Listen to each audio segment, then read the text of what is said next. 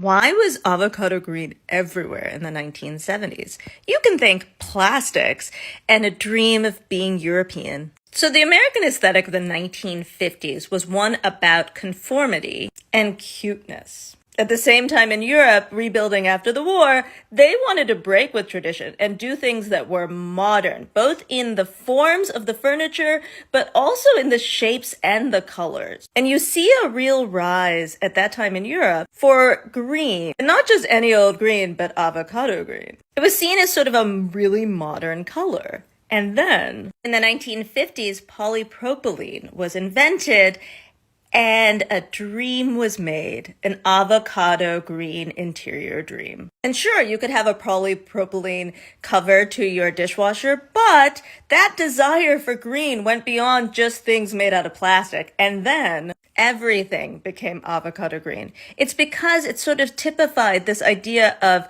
modern color and way new technology. What could you get in avocado green? Appliances, containers, sinks, carpets, keyboards. Why stop there? Why not have a whole room of green? And part of the reason that avocado green has an indelible memory on a lot of people is because it lasted more than one color cycle. It was launched in the late 60s and became a really popular color. And then it was updated in the 1970s. So you had basically 15 years of interiors being done in green. And Americans decided, why go with the subtle Scandinavian look? Instead, let's just go all out. I mean, like all out. Like every surface. Like all the places. Not enough green? Let's put in some more green. So why did the avocado green go away? Well, one, in the 80s, this just looked old-fashioned.